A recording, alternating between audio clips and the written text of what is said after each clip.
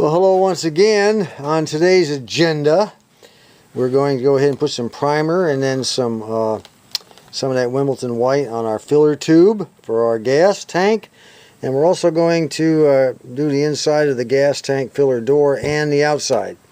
Now, whether or not it matches up, it doesn't matter. We had some rust along the edges of the door here. It's got to be painted.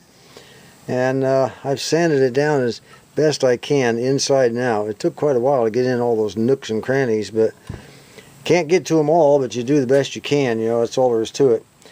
So let's go ahead, and I've got it taped off from here to there. Goes down into the tank, and from the fender down into the tank area. This here does not get painted because if I put paint on it, every time you filled the car up and any gas that dribbled down would dissolve the paint and run it down inside the area where the the gasket and this flange is. That's why they didn't paint it at the factory. This side here won't matter because it's sandwiched up against that foam rubber cushion when we screw it down, that big thick gasket. So we'll go ahead and see if we can't do a little something on this first. You always do your primer. Prime, prime, prime. Don't paint on bare metal. It's really dumb to do that. You're just asking for trouble. Alright, let me see what I can do with the rest of it. Well, that's as much as I can do right now. I'm going to have to roll this and then turn that over, so we need to let it dry. Which means, for me, it's coffee time. I need another cup of coffee. One more thing I want to get done today, if possible. We're going to get those steel brake lines out to see if we can't bend them to the shape they need to be bent and get them up on the back of the axle and screwed into the brake cylinders on each wheel. Well, I don't know if we're going to make that or not, but we're going to give it the old try. Well, she's looking pretty darn good. I'll tell you what, I'm real happy. Look at that filler tube. Isn't that nice? Yeah, and it is the color. There's no doubt about it. This is the same color as what's on the car. The guy that mixed it did a great job. Crow Burlingame is the outfit that we have here in Conway that does this sort of thing, and those, they're really good. They take care of you when you go in there. I like that. So what I'm going to do is let this dry all night. I won't be able to get it in tonight or today. I'll just go ahead and let it set all night and dry real good, and then probably put a little more paint on it tomorrow. It's going to be a couple day ordeal, but I want it to look really good when I put it in. That's going to be it. We're going to have to, then we can move on to other things without having to go back and do this over again. It is the next day, and I'm getting ready to take the daughter to the movies, and then we're going to go out for a nice lunch. It's Sunday. What the heck, Take a little break, give her a little time to get away from her daily problems, and we're going to go see that movie Peppermint. Lots of blood and guts. I like that kind of stuff.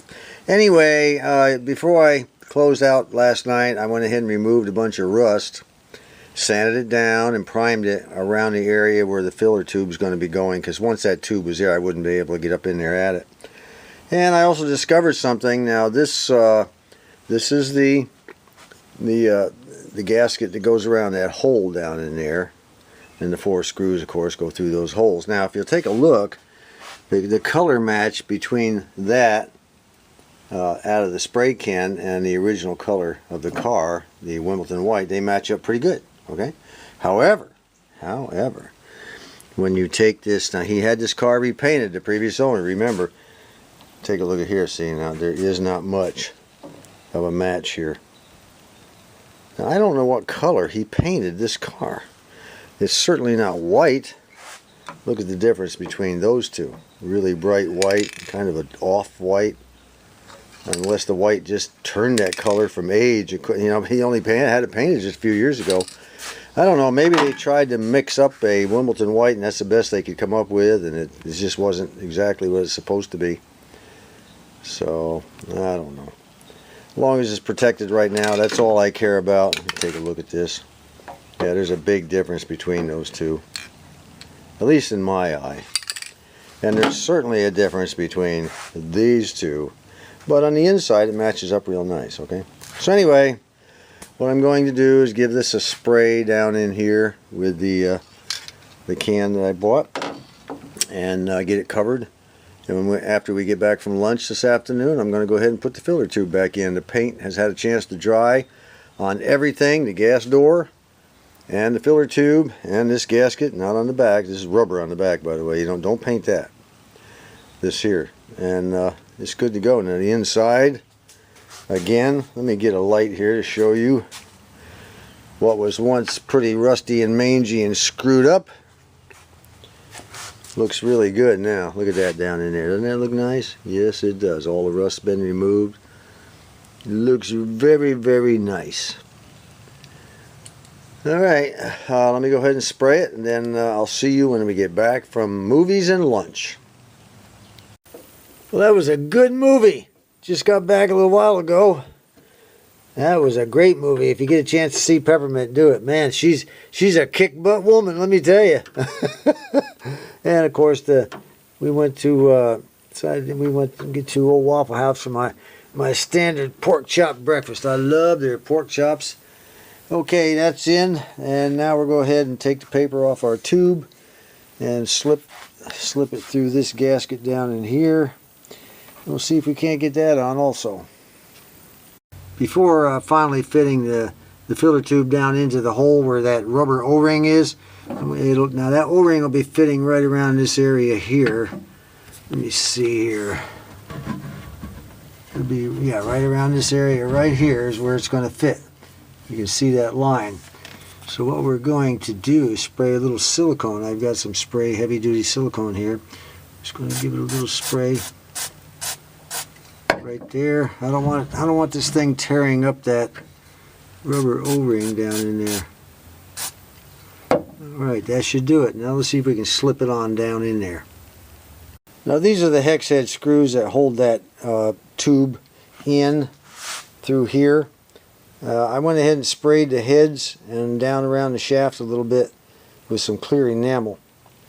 I don't think they would rust or anything. I think they're sort of rust, almost rust free, or you know, the kind of screws that don't rust very well. That's what I'm trying to say. I can't think of the word. But anyway, we'll go ahead and put one in and see what happens. Alright, she's in. Now some of you might want to know how clean we got that tube. You know, it was full of rust, remember? So we'll see if we can't shine a light down in there for you to see. Look at there. Completely rust free. We did real good on that. Okay? Good job all the way around on that tube. That old vinegar really did the job.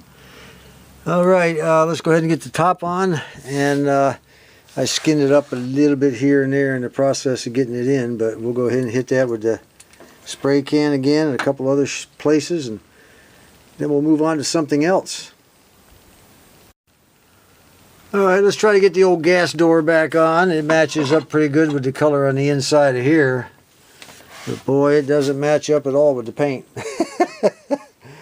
Well, I'll tell you what, you know, that does pose a future project maybe. I don't know. We'll have to see later on. Well, one more job done, and as you can see, our trunk is beginning to empty out a little bit, which is good. That means we are making progress. Pretty soon we'll have our master cylinder put in. We'll have our new oil filter put in. I'm going to drain the oil, put new oil in. We want to put a brand new filter. I got that. And we have our new fuel pump right here. We'll be putting that in. Right now we've got these are the old brake lines that I took off the rear. Starting to get a little bit late in the day. I think I'll just call it quits for now, but we'll be using this little tool right here to bend our steel brake lines. You don't have to bend them much. As you can see, you know, we're not talking about right angles here. We're talking about a slight bend here and there, and this is what we'll be using. It is called a tube bender. Well, how about that? Fancy that, huh? Anyway, these are the two steel rod brake lines. If you don't remember, this is what we'll be putting in. But first, there's a junction down here. One rod comes from one wheel to the center under the car, and the other one rod comes from this wheel to the center, and they go into a small square junction block that's attached to the top of the axle housing. So we're going to remove that first, clean it all up, make sure it's good and not clogged or anything, put it back on, and then we'll go ahead and bend our lines, and hopefully we can get that done. One line is completely in one piece, which is this one here. This is one I didn't have to cut or anything, so all we have to do is match up our bends to this and it should work real well. That's the short one. And then of course the other one we had to cut because it was clogged up, and boy were they rusty. Man, I'll just kind of put it back together and see if we can't bend it to that shape also. Just put it end to end, maybe tape it up with some tape or something. That'll help us a lot. I don't know, it could be a couple of them got bent. For all I know, those are old lines that somebody bent and put under there and made them fit. I don't know. We're going to make ours fit, okay? But like I said, things are getting pretty empty. Now that hubcap right there is from a 65 Thunderbird. At least the spinner is, the center thing. The rest of these have 1, 2, 3, 4, 5 spoke spinners. This one has 3. So anybody have a spinner like this or a hubcap? Now this does have a couple of minor dents in it, and I'd be willing to trade a 65 for a 66. or if anybody has one of these spinners, you know, they do come loose with small bolts from underneath. Center cap, hubcap center spinners, I guess is what they're called. I don't know. I could take that one out, put it in, and it will work. If not, we do have a plan B afoot. I'll tell you what, before I head into the house, let's go ahead and take a look at that junction. And you'll see that that junction is bolted to the axle housing right there underneath that hose. That's a rubber hose. Comes up with a junction here that's fastened to that bracket. It goes down and it is bolted on with a 9/16. That's a 9/16 nut right there. The other end, that rubber hose, it goes up to that bracket right there. And then from the other side of that bracket, that hard line you see here leaving, where is my finger in this stupid camera? Oh, there it is. That hard line you see right there leaving the other side of this bracket, this runs all the way up to the front of the car to the master cylinder.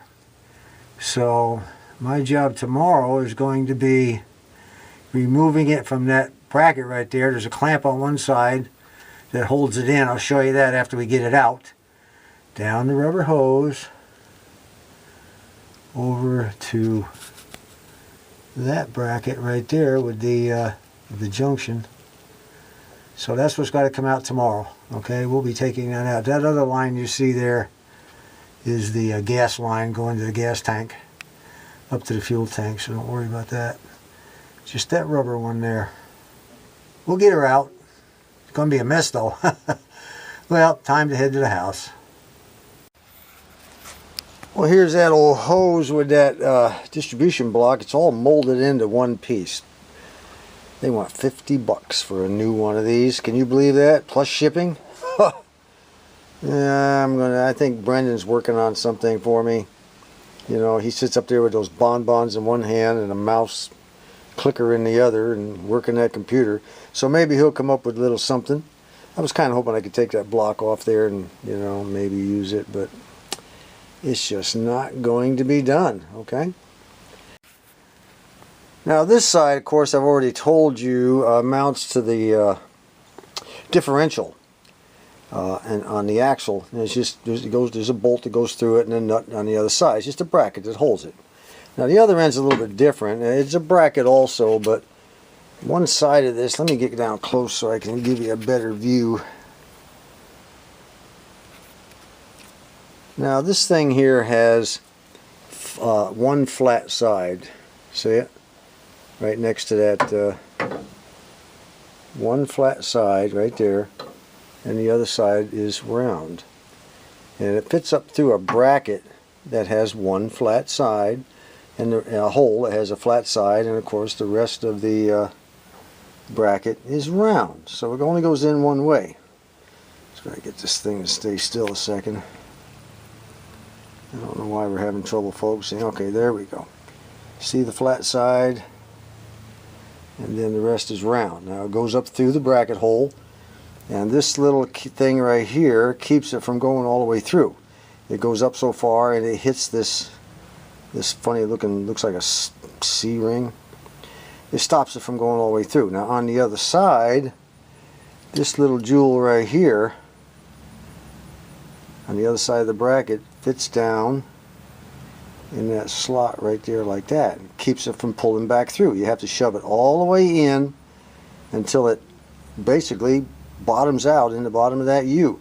The best way over the years that I've found, the way to take them out, this is, you'll find these in almost just about every one of the old cars. Take your long pair of vice grip, needle nose, put it on there just like I have, and just start going back and forth like that, and it'll wiggle right up out of that slot just as slick as can be.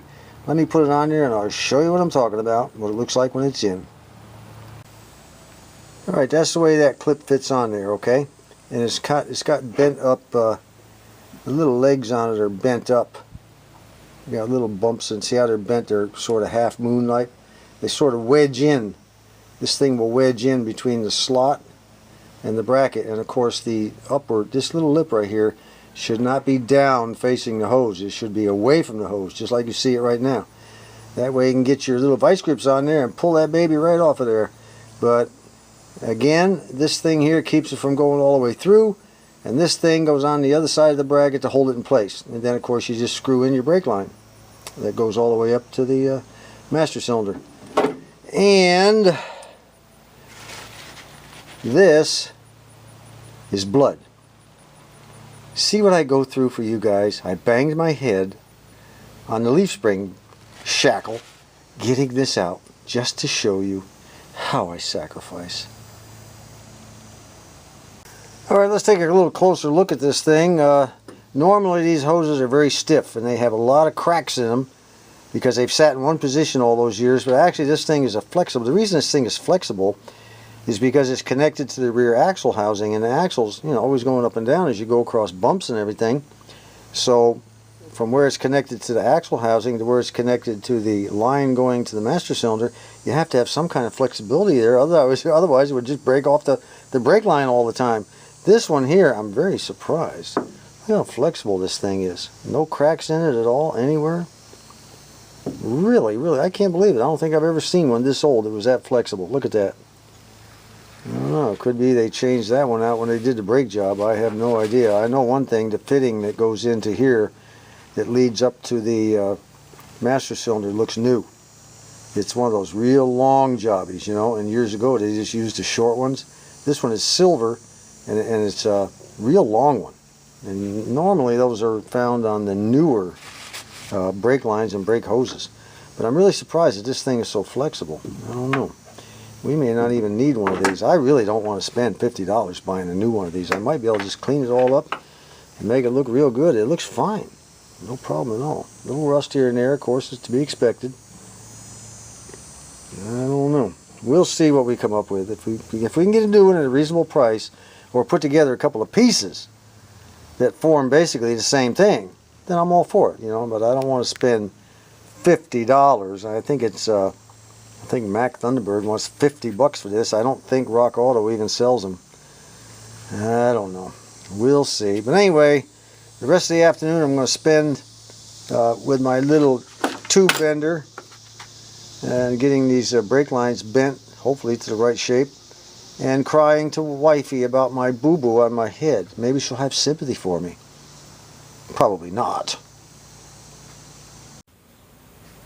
That's about the best I can do on these new lines. This is the old one. I shaped it a little bit with the tool, a little bit by hand.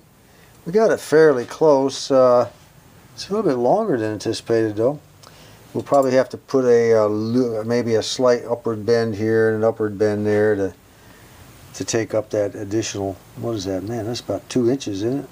2 1/4. A little bit too long. I don't know how that happened. I measured it with a piece of wire too. Anyway, that's pretty good. I think that'll work fairly well. Even if it doesn't, there's always a plan B. Now let's look at the other one. Now this one here, I'll have to wind up finishing the shaping on it underneath the car. Now this is what this one looks like. This is the first half. She's looking pretty good right there. And then this other half is going to have to wait until I actually get underneath the car. I think it'll go like that, I'm pretty sure. But I'm going to have to shape it after I get it under the car to make sure it fits. I don't want to be bending it too much. I know it goes up and around, but it may go up and around the other way. I don't know. Hard to remember after I took it off. Anyway, that's pretty good. I like them so far. But like I said, there is a plan B. If it doesn't work, no problem. We'll make it work. I just get a bigger hammer, that's all. All right, this will be the last Thunderbird video for at least 10 days.